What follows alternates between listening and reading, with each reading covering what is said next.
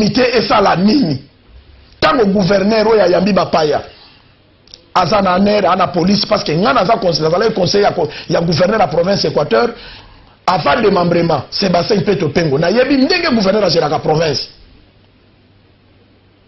Azotinda babeta batu. Bilitelanga ba image wana ndenge ngoy kasa bozo na nenga uganga wana azotinda bakita babeta Otis babeta ba conseil Jérôme babeta ba Ekila babeta ba jouer football ya boye esalama wapi tala ndenge banganga bazo tambola na zone net biloko tomona kana équipe balabala wana yango tomona yango na Mbujimayi na comprendre que eza kutimi na bango bamongo balobaka ekelanto afo kende bontomoko mutu amesana kosala mabe asalaka mutu moko te nzambe merci parce que banda imana bande konanga bino ifo bobondelaka pona comité oyo bobondelaka pona nzala nzoko bobondelaka pona mosimba yo bobondelaka pona comité moma deringue eza na sponsor te mais botala ba moyen oyo batu wana batie est ce que bazana ba famille na bango te édifice oyo banga imana oyo eze monsieur futa makana mbongo bande konanga soki on limité soki lelo oboyi nkumu kivet na musala oyo ezo sala malelo c'est koza imanete bravo na bana dora parce que banda ba émission salama mbala liboso basala la émission nzembe banga imana na iko zala ingrate yango bomoni na sala ka musala parce que na yebi ke bopesanga confiance pesa Jésus na ba sabino ke ba émission mususu ezalaka ezali mais toujours ça de lelo comme que ça de ring to éviter ba sentiment personnel tout ça ba africain soki africain akufeli mutu oui ebimaka tata mwasi mutu abomi noko mutu allié oyo mutu asali boy mais mutu na pas kozonga te ti to kofanda to réfléchir kaka to sala to kunda ndeko to panzana to ko bo pe noko wana te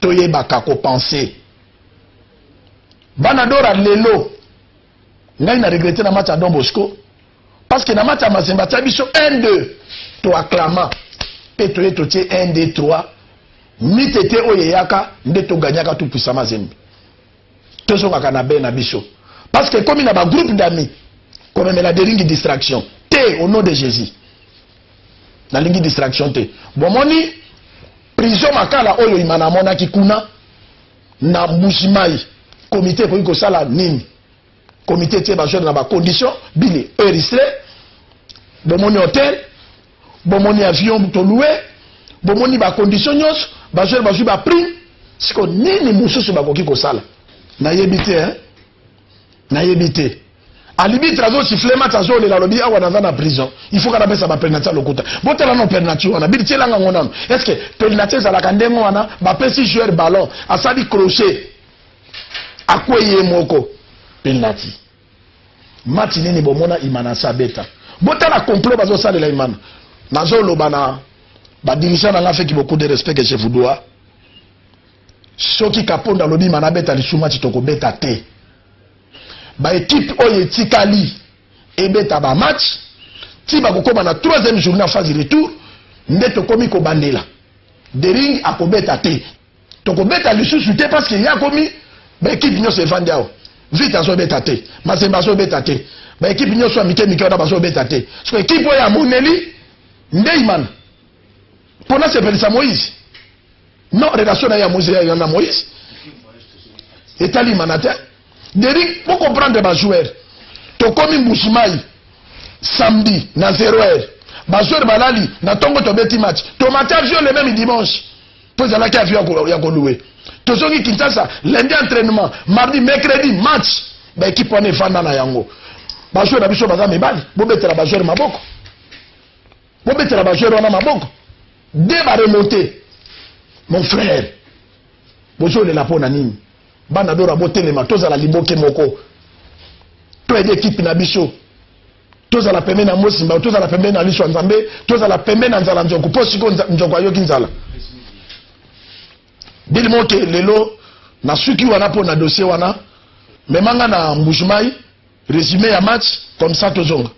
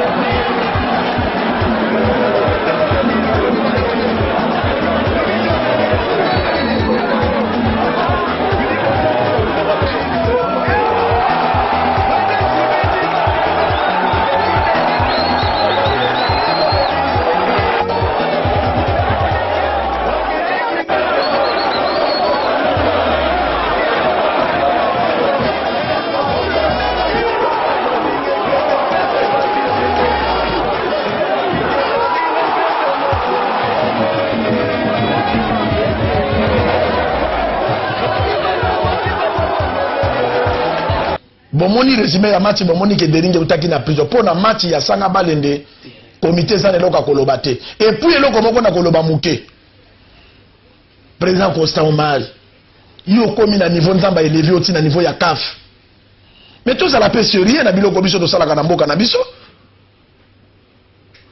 sanga balende akenda ka Afrique pour na nini na betaka ba match ya Coupe d'Afrique na terrain wana te mais pourquoi bobetaka biso ba match lokola biso to sala kana mboka or que RDC est un pays munene na monde de football. Bobetaka bali na ba terrain oyo kafa yebi yango ebetaka Coupe d'Afrique. Ya kosaka batambuzume ka kotongela bango stade. Asili sa stade ye millionnaire. Mbongo ne mona na kana ko corrompre. Asili c'est la bango stade. Hein? Dili mazo mba bazo benda non toza la sérieux. Pardon président Omar.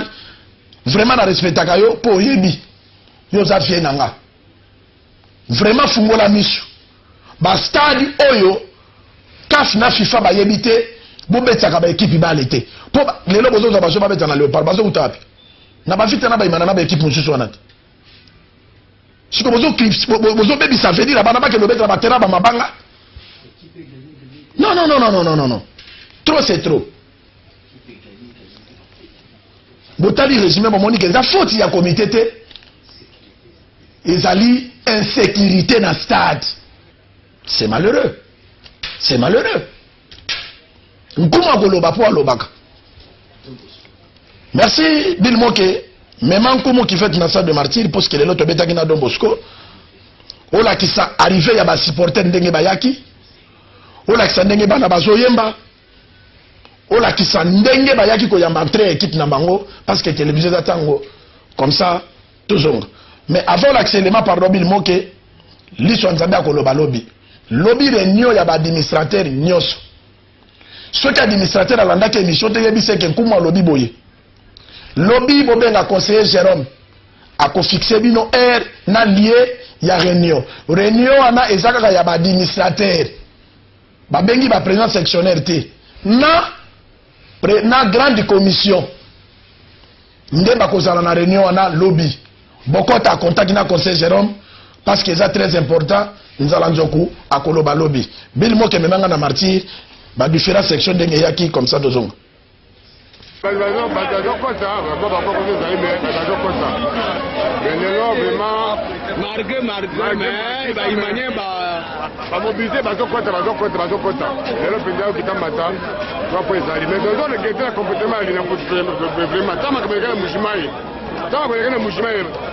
atati balali bima image wana eza passe pourquoi il mena tobeta ba match trois match de match de face bani autour pas me kana kotali kamwana bana dora bonza kame le temps de l'eau vraiment le deux soit prêt to récupérer to bebitaki na deux match oti koleka eza kitoko ba imane nyoso même moral ya moto za libana imane somba bien na yo bien c'est 2000 francs quota au contribuer pour l'équipe na yo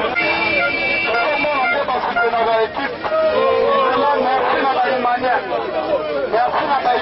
somba bien na osite na 2000 francs okosepela komoni boye esele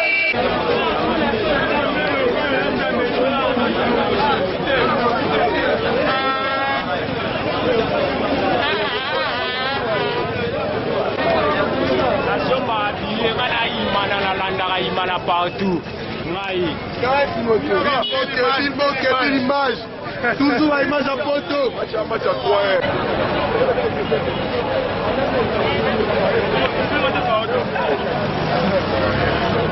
moral yo garder ka moral on est là to eta komisi bo sangala pour na biso moko to ki para binoté mais on est là jusqu'au bout pour soutenir jusqu'au bout on est imanier numéro imanier to sera imata mukolo moko te là imata 7 ans la souffrance et to continuer to kokende na bango tina suka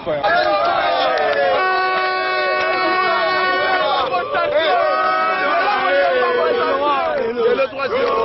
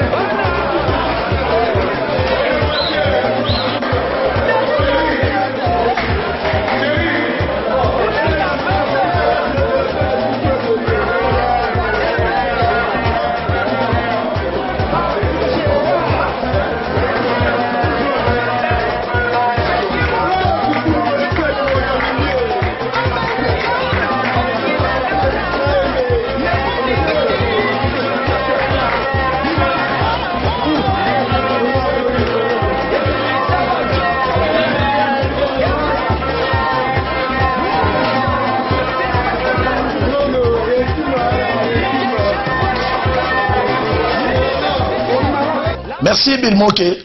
Na koumela te parce que na Don Bosco nkuma koloba te. Toza na 18 points. Bayaki, basangani, bozomona ndenge bazosala na banganga na bango, mais basuki. Oh papa na biso azala kanganga. Alobaki mana kopona 3 matchs. Nganga na mayo, wo. Moko kuta benga lelo na Mombele. Nkomo, to utie pa nganga na biso. Papa na biso babenga ke soki efeke soki nani toko gagner imana opola lelo D1 na ABC e papa loba yo muto yebi kombo ya Nzambe te. Mais nga na yebi Nzambe ya héritage. Deringi ya kopola te. Lelo pe deringi ya polite to kaboli point. Merci liso Nzambe parce que Nzambe na yo azali Nzambe oyo asanja ka ba donner ya bato ata basangani. Mais Nzambe akokabola bango bakopanza na po boko kenda Afrique te. Nga na kondiba nganga na bino wana. Équipe na bino wana kenda Afrique deringi ebeta Afrique te. Nga ndima nganga na bino. Bilmoke, même en martyr, on a un réchauffement va jouer, on a un intégralité un match comme ça de zone.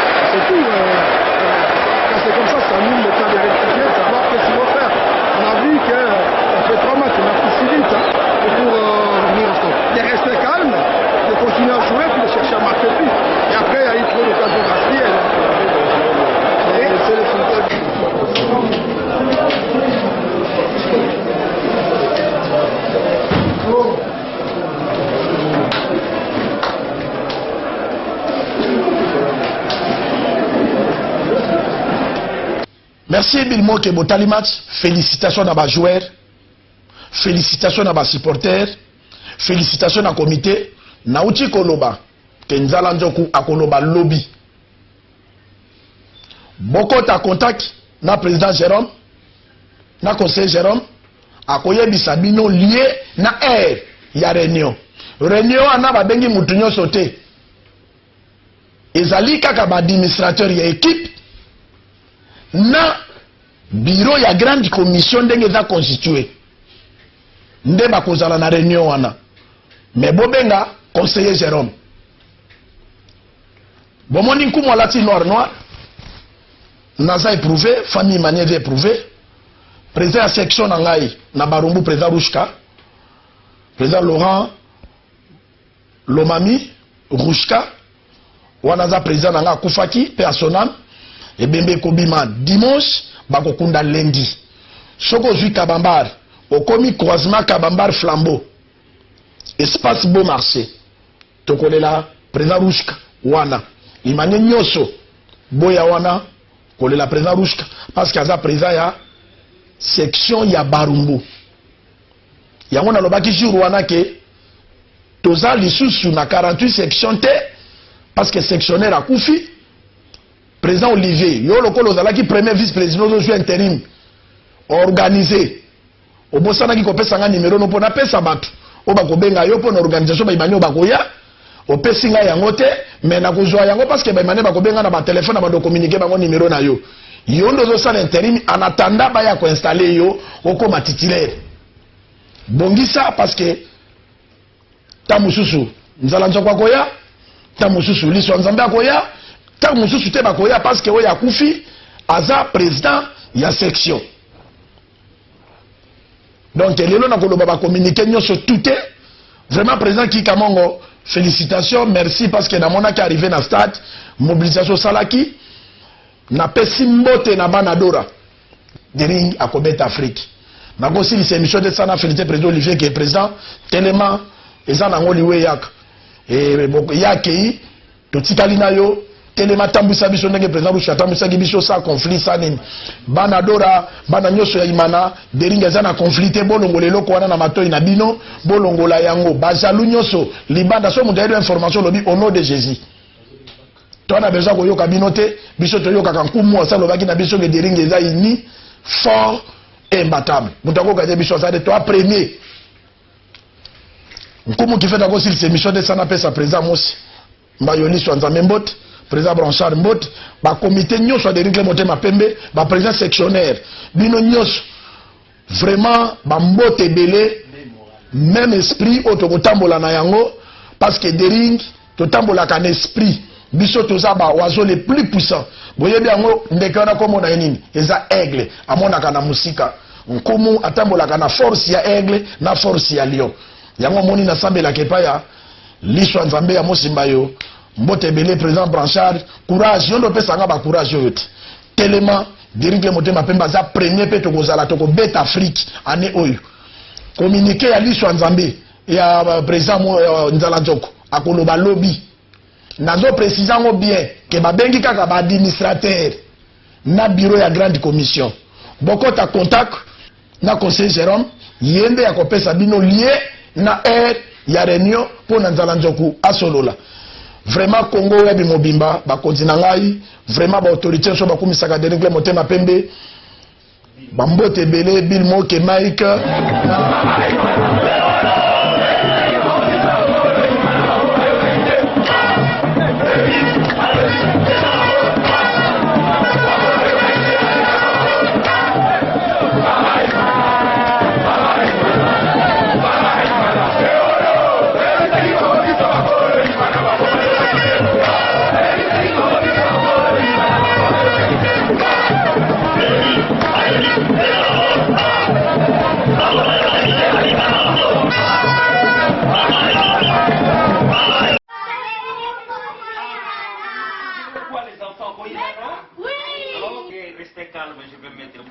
C'est ça.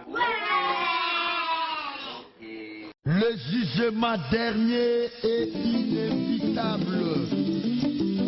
Esaïe 13, 6 à 9, de Pierre 3, 10. Matthieu 13, 39, Apocalypse 6, 13. Koinana pona nini ye, koinana pona nini yango, oininga ipona nini boye, kana yo tozali mboka moko, kana yo tozape mboka moko, oininga ipona nini boye, kayende kona bele, kaya inaki ya bele, kaya bomaki ya bele,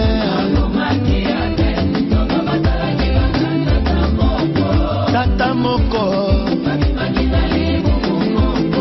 kasi kaya, mona suwaye, namomi ya bele ndekona ye, kosta moko na sali, na basimetier bakundaka bamort, me bato mingi bazokunda bato na mitema na bango, bamort vivant bazokunda na mitema, tozowelela nini yango kana yo ezali ya makila, yatina nini tokoma binemi, oyininga ipona nini vraiment, otolinga ipona nini boye, osekinga ipona nini ye, bainaki Joseph we,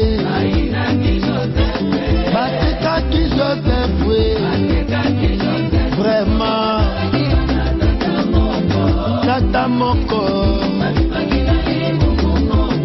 bandekwa Joseph mpona suwa ye, bateki ndeko na bango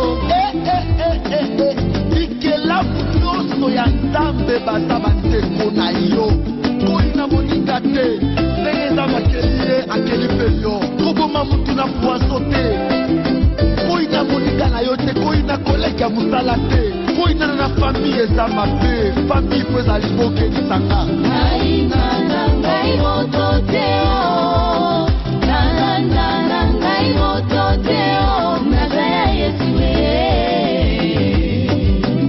nazaya Yesu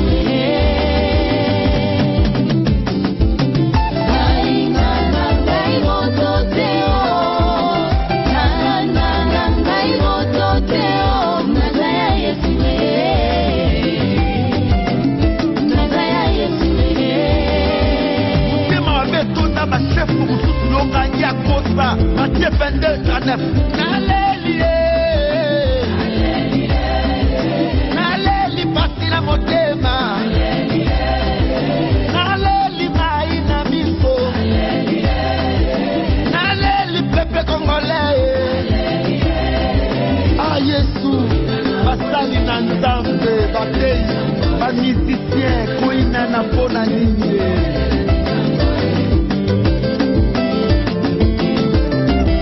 naleli bane Emmanuel, naleli pasi na motema, naleli ya Jésus, naleli koboma neuti wapi, ah Jésus, Yesu sunga mboka oyo, Kongo eza ya yo Yesu, Kongo Brazzaville eza ya yo, bapoliticien, bajournaliste, baétudiant, bachauffeur, bafonctionnaire, les opérateurs économiques, bamama ya Zando, na kati ya baeglise koina na mpona nini, kosta moko na sali surtout na mboka na biso, omona moto azoloba te onga nalingaka baluba te, onayina bangala na yina bango, mpona moto azobaki baswahili nalingaka bango ata te, oyo batamba Kongo nalingaka bango te.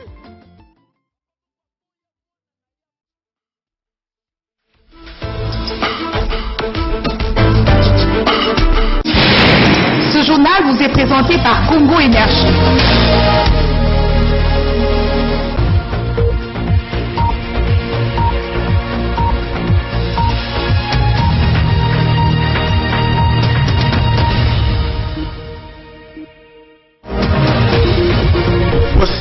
Titre de ce journal, les Conweb, la télévision autodéfinie.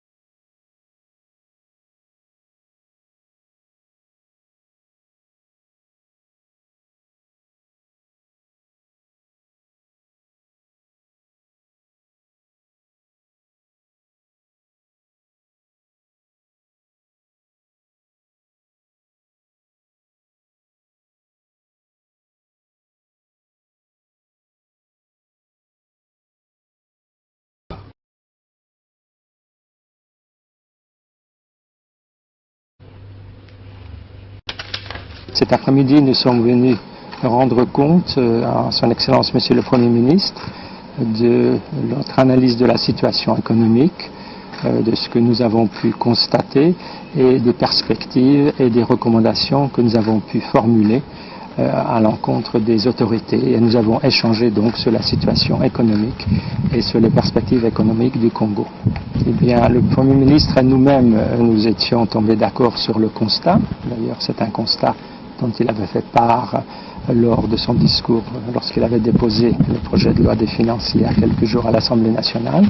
Le pays traverse une situation difficile et donc il faut prendre des mesures courageuses pour rétablir la stabilité économique et financière de façon à pouvoir renouer avec une croissance et une activité économique qui profite à tout le monde.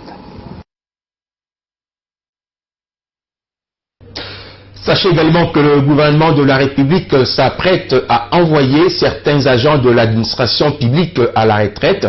Le processus a été enclenché depuis le 5 juin dernier. Voilà qui explique la réunion interinstitutionnelle présidée le lundi dernier par le ministre d'État à la fonction publique.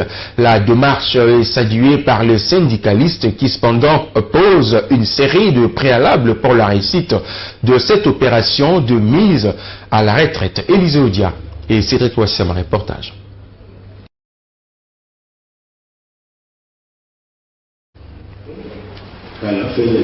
Plan, budget, finances, santé autour du ministre d'État à la fonction publique. Ils ont reçu pour mission de procéder au lancement du processus de mise à la retraite au sein de l'administration publique. Près de 250 000 agents sont concernés par cette opération et tous les secrétaires généraux ont été instruits en vue de la transparence du processus. Michel Bongongo, ministre d'État à la fonction publique, revient ici sur les différentes étapes de mise à la retraite. La première étape, c'est revoir qui sont les éligibles à la retraite. Quelles sont leurs situations administratives, qui sont à titulariser, à promouvoir. Et nous avons décidé comme option que la mise à la retraite va se faire concomitamment avec l'opération de titularisation et de la promotion des agents de l'État.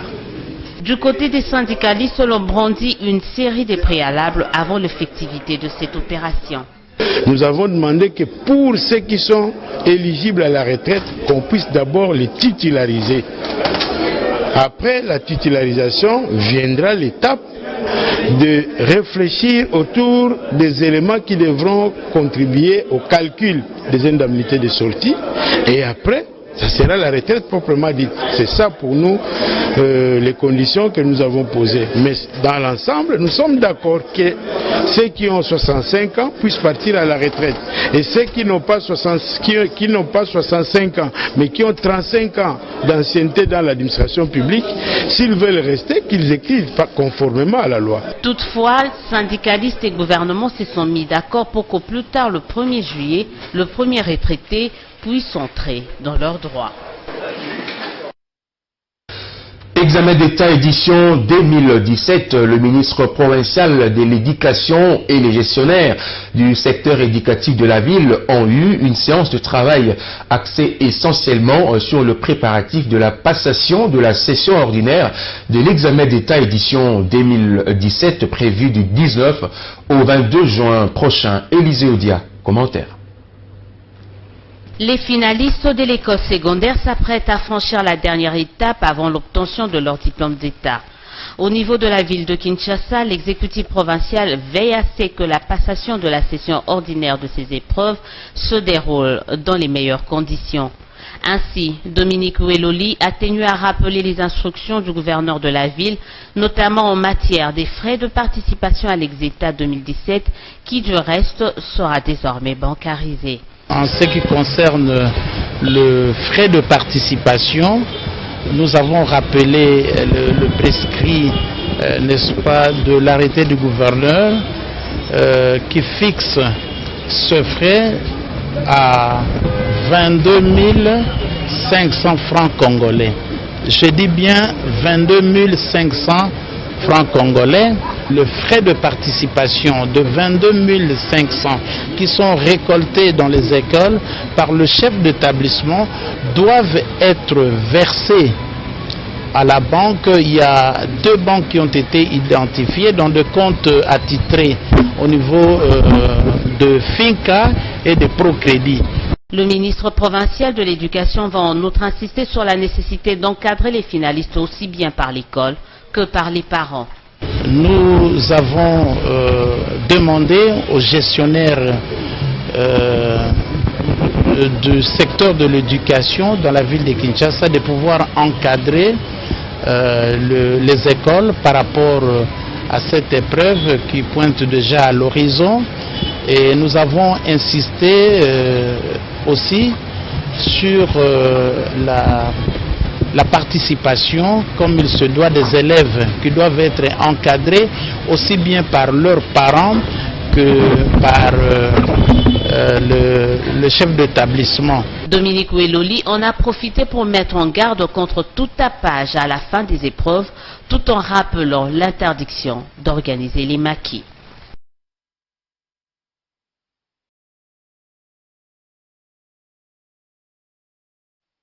Parlons santé, la grippe aviaire continue de menacer le moyen d'existence de population dans la province de l'Ituri. La présence de cette souche très pathogène semble très mortelle pour les oiseaux que pour l'homme. À l'heure actuelle, aucun cas humain parti n'a été signalé dans cette partie de la République. Je vous laisse suivre Florence Marchal, elle est coordonnatrice du groupe de communication des Nations Unies. Effectivement, c'est la FAO qui nous a alertés sur cette grippe aviaire avec actuellement aucun cas humain suspecté ou confirmé. Donc pour l'instant, cette fameuse grippe aviaire, la fameuse souche H5N8, est donc mortelle pour les oiseaux, mais pas pour l'homme. Alors, il faut quand même effectivement faire très attention.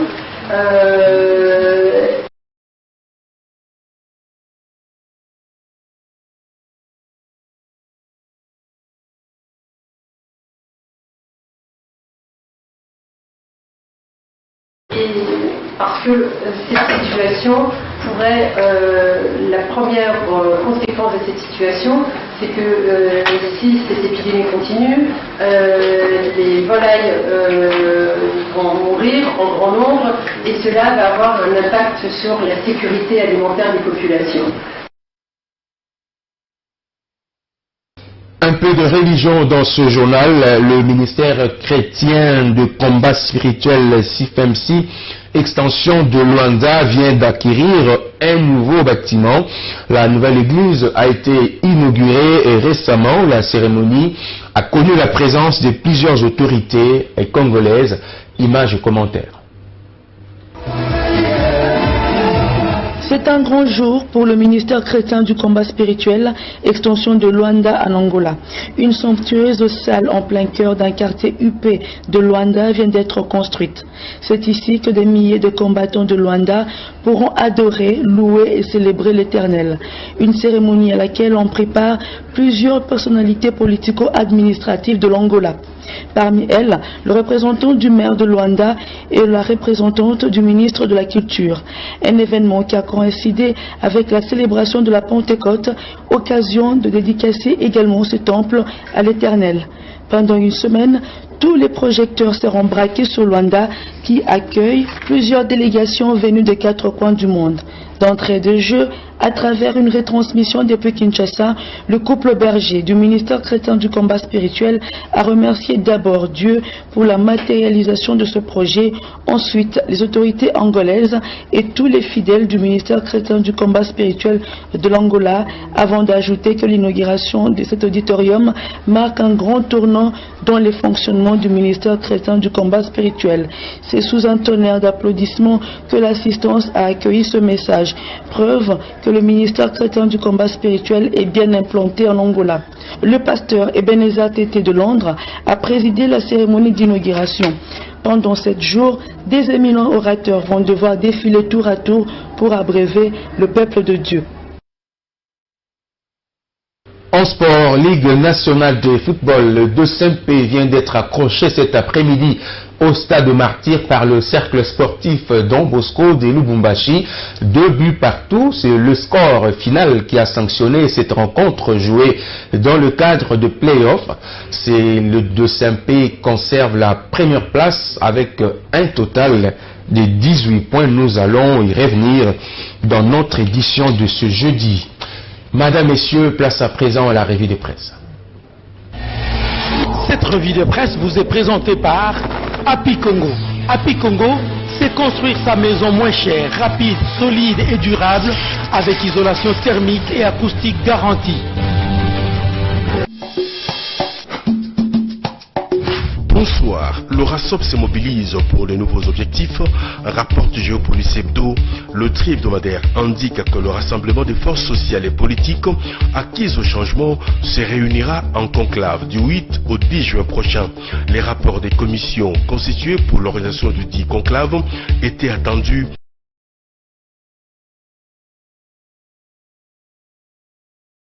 Depuis ce mardi 6 juin 2017, c'est après ces rapports que le lieu sera connu.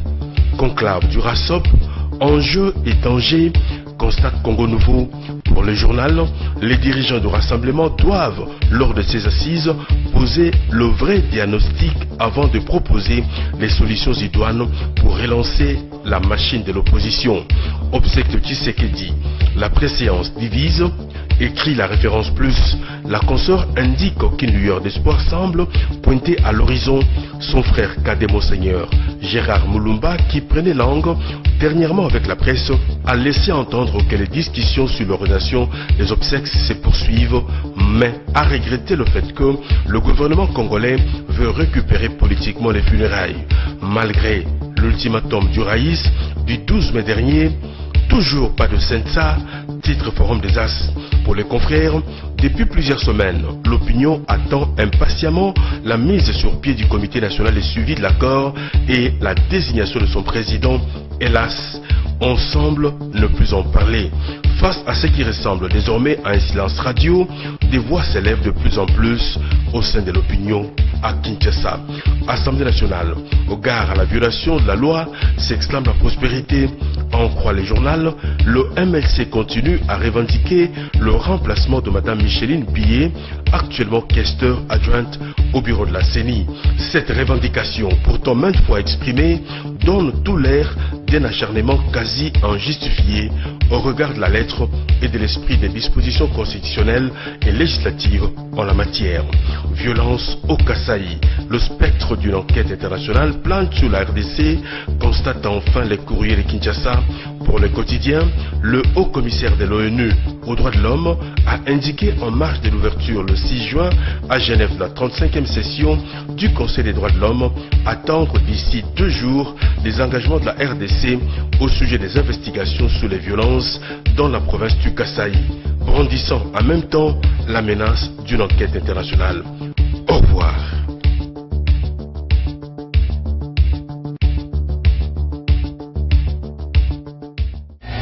Cette revue de presse vous a été présentée par Happy Congo. Happy Congo, c'est construire sa maison moins chère, rapide, solide et durable avec isolation thermique et acoustique garantie. Vous êtes de milliers en République démocratique du Congo et à travers le monde, vous qui faisiez confiance à Congo Web pour vous informer. Merci pour votre sens des solidarités à votre chaîne qui traverse un mauvais vent. Maurice Jugando, Guy Louko qui ont réalisé ce journal. Merci, c'est les mots réservés pour vous adresser à la fin de ce journal. Portez-vous bien, prenez soin de vous. Au revoir.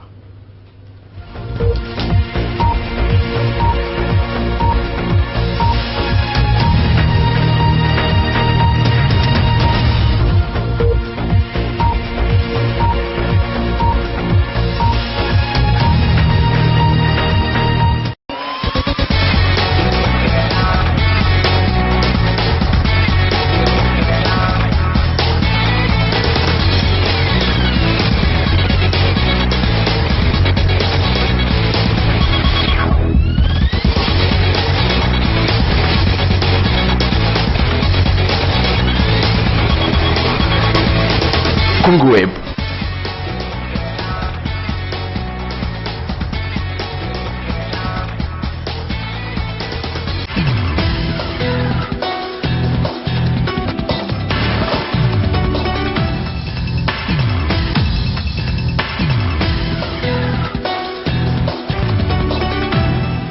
Mbote na bino nyonso balandi ya magazine tokundola bozala branché mpona kolanda journal ya mokolo ya lelo.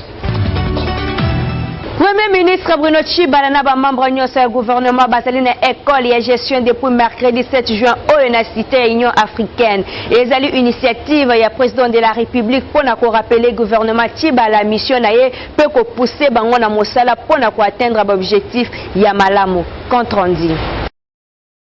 Objectif ya basis oyo pona ba membre ya gouvernement Bruno Tshibala ezali pona ko pousser bango na dynamisme, performance, pe responsabilité na administration ya ba secteur na bango. Na 2 jours oyo ba ministre nyonso ba ko réfléchir na ndenge ya ko bâtir vision commune pona mise en œuvre ya mission assignée na gouvernement Bruno Tshibala et pas ya président de la République. Na discours d'ouverture, premier ministre Bruno Tshibala a rassuré ki ba membre nyonso ya gouvernement na ye na engagement pona ko relever ba défi ebele bazali na yango pona ko y parvenir. Tshibala asengi bango ba doubler ba effort bazala na volonté pe ardeur mutu nyonso na domaine na ye. To rappeler que séminaire oyo ezali axé sur leadership, performance pe efficacité ya baction gouvernementale. Bako discuter également na etali bonne pratique ya gestion ya choses publiques. Séminaire et excellent chef du gouvernement ezali ko répondre na besoin pe ko soumettre bango ba règle stricte basée na ponctualité, rigueur, dévouement, respect et engagement pour un résultat escompté d'ici fin ya année 2017. Déclaration du chef de l'État dans le journal allemand. Enquête internationale pour la tuerie na Kasai na aide humanitaire ya ONU na ba victime. Ba sujet au union ezala qui évoqué mercredi 7 juin na conférence de presse hebdomadaire ya Monisco. Charlie Chango azala qui wana pour na compte info Tokundola. Nao etali dernière interview à chef de l'État na journal allemand, nao etali processus électoral, Monisco aboyi ko commenter yango mais batikali rattaché na résolution 2348 ya Conseil de sécurité na accord ya Saint-Sylvestre où ezali ko senga ba élection avant fin ya année 2017. Nous ne commentons pas les propos du chef de l'État ici. Ce que nous pouvons dire c'est que c'est réaffirmer notre soutien technique et logistique tel que prévu par la résolution 2348 et clairement indiqué dans l'accord du 31 décembre.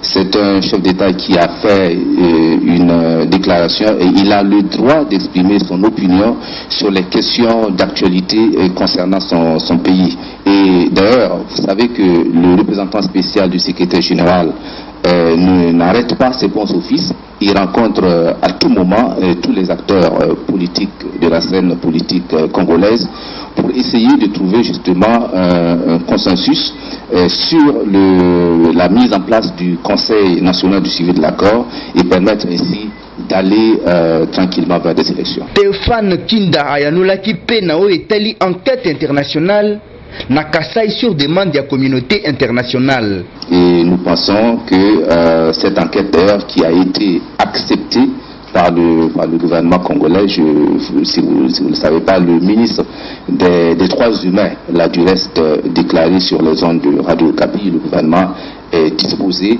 à coopérer, à aller sur une enquête conjointe dans ce sens, comme l'a stipulé, comme l'a demandé le haut commissaire aux droits humains, aux droits de l'homme.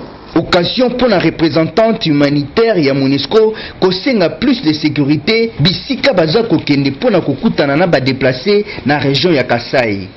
Il faut que l'assistance puisse parvenir à ceux qui en ont besoin et donc la priorité aujourd'hui c'est d'avoir accès à ces personnes et donc que la sécurité soit améliorée. Na ouverture ya 35e session ya au commissariat ya droits humains, ONU ezongela ki exigence ya enquête internationale na dossier Tali Liwa, il y a des experts ya ONU na Kasai. Kinshasa a réagir déjà mais basengi enquête eye ezala dirigé et pas ya gouvernement congolais. Commentaire. Sima ya forte pression ya ONU sur enquête internationale na dossier Tali Liwa ya deux experts ya ONU oyo bawaki na Kasai, gouvernement congolais na monoko ya ministre congolaise ya droits humains a se prononcaki mardi 6 juin na Radio Okapi pour na kondima enquête internationale mais ezala dirigée et pas ya gouvernement congolais. Kondima ya République démocratique du Congo elandami sima ya exigence ya au commissariat ya droits de l'homme ya ONU oyo ba exigaki depuis mars enquête internationale. Marie-Ange Mouchobe kwa talisi disponibilité ya gouvernement congolais ko mener enquête conjointe pour na rétablir vérité na dossier ya Zaïda Catalan na Michael Sharp, des experts onusiens oyo bakufa ki ensemble na ba congolais ebele na Kasai. Gouvernement azali kobanga eloko moko te selon ministre ya droits humains na réaction na propos ya haut commissaire ya droits de l'homme mardi 6 juin na ouverture ya 35e session ya droits humains na Genève. Boyeba que enquête internationale ezali souhait ya plusieurs organismes internationaux na communauté internationale. Lundi eleki États-Unis a interpellé qui déjà ONU pour na créer commission d'enquête pour na deux experts ya ONU batuerie na ba fosse commune na région ya Kasai. Na oetali ba ministère boyebake Ami Ambatobe ministre ya environnement asololaki mercredi na société civile ya secteur naye pona kosala évaluation na oetali participation na bango na ministère naye. Commentaire. ezali na cabinet na ya mosala de ministre ya environnement na développement durable Ami Ambatobe asolola kina société civile environnementale pona koyoka pe koyeba rôle nini bakujue na kati ya ministère na ye. Joseph Bolia oyo amemaki délégation auprès ya ministre Ambatobe atalisaki doléance na bango na ba question importante etali secteur ya environnement. Voilà pourquoi nous avons voulu à ce que le ministre de l'Environnement soit informé sur nos préoccupations par rapport à ce processus. Et il a fallu aussi évoquer les différentes réformes. Nous, société civile environnementale, nous engageons ensemble avec le ministère de l'Environnement pour accompagner ces réformes de manière à ce qu'on ne sente pas qu'on bloque le processus.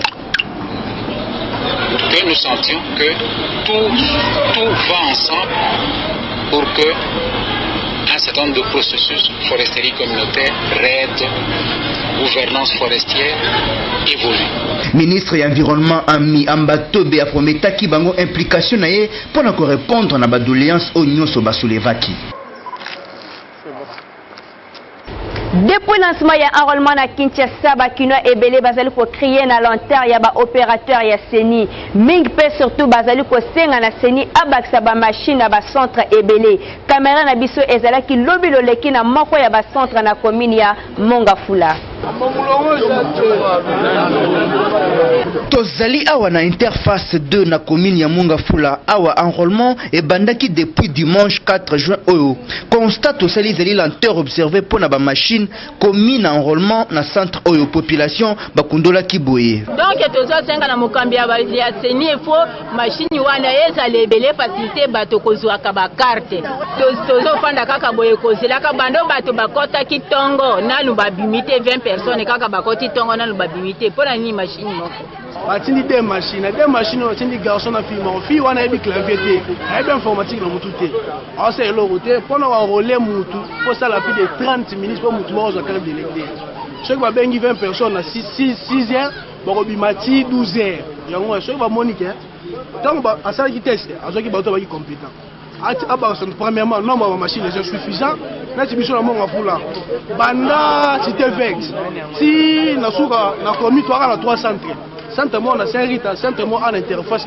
na bianda centre mo na komi population ezala espace wana na nombre de centres ba est suffisant ceux qui vont monique bato sala bazati ba luka ba informaticien na izipa bazali ba kosa musala ba timeso bato ba sala compétent na fi moza incompétent bi aiba ta clavier te le plus étonnant mutabo boti asala vraiment faut dire seulement na mois d'août na novembre lokola ezalaki ebandeli engouement ezali makasi na ba centre difficile pona bato nyonso ba accéder kozwa carte d'électeur na bango na ya kilobi bana 9h suka 17h nazwa kiti lelo nda wana tongo 9h nazwi lisusu nazwi carte wana zongi na ngandako na koma vya Suisse na nazwi carte te mais eloko ezosala biso pasi machine ezaka moko groupe eza moko donc bato nde baleki mingi nini ezaka moko machine ezaka moko soki bayeba banda bien na bato baza na bakarte na bango complet identité ya liboso apesi ya parti wana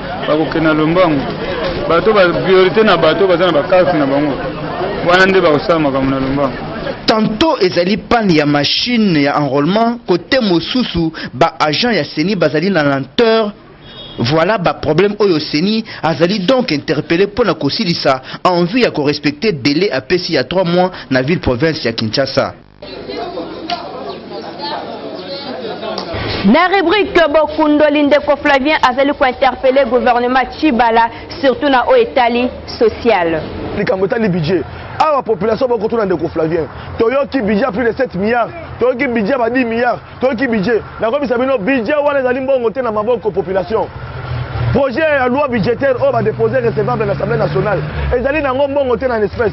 Et dès que le Bruno Tshibala a un bon dans maboko. Et un peu dans le connaît na Bruno Tshibala. Et c'est le communiquer et c'est le point de presse et c'est le sur la population. Aux arrêts na IDPS, aux arrêts na rassemblement, au yebi masolongo ngezala. Donc, population masse base va comprendre que ça moussa de conflagration, et ça moussa na bino bayi politique, pour se rendre à l'état, et c'est quel moment on a pu communiquer pour la population, oh azali patron azali mokonzi, aïe baramamde zoki.